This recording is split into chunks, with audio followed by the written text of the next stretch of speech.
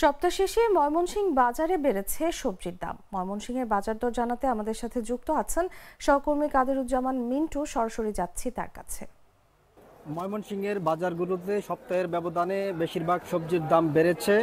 আমি এই মুহূর্তে আছি ময়মনসিংহের ঐতিহ্যবাহী বাজার মেছোয়া বাজারে। এখানে এসে যেটি দেখেছি যে সপ্তাহের ব্যবধানে বিভিন্ন সবজির দাম কেজিতে 10 টাকা পর্যন্ত বেড়েছে। এছাড়া সবচেয়ে বেশি বেড়েছে সিমের দাম।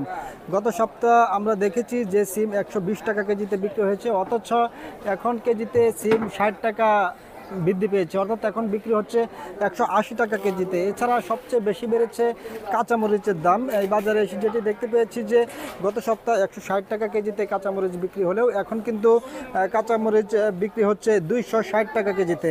এছাড়া ধুন্দলের দাম বেড়েছে 10 টাকা। গত সপ্তাহ 50 টাকা কেজিতে ধুন্দল বিক্রি হলেও এখন কিন্তু 60 টাকা কেজিতে বিক্রি হচ্ছে। এছাড়া গোল টমেটোর দামও 10 টাকা বেড়েছে। গত সপ্তাহে 80 টাকা কেজিতে গোল বেগুন বিক্রি হলেও এখন কিন্তু 90 টাকা কেজিতে বিক্রি হচ্ছে। এছাড়া যদি অন্যান্য সবজির দাম বলি, বর্তমানে চায়না গাজর 110 টাকা, কাঁকরোল 70 টাকা, পটল 60, চিচিঙ্গা 70, ঝিঙে 70, চিকন যে বেগুন রয়েছে সেটি 80 টাকা কেজি এবং করলা 80, ঢেঁড়স 90, শসা 60।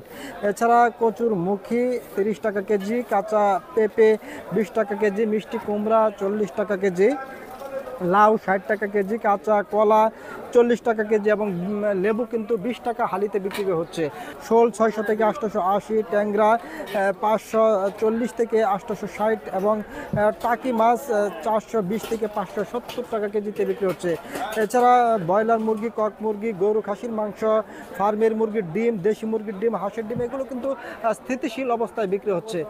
তো এই মুহূর্তে এই ছিল ময়মনসিংহের মেছোয়া বাজার থেকে বাজার দরের সর্বশেষ।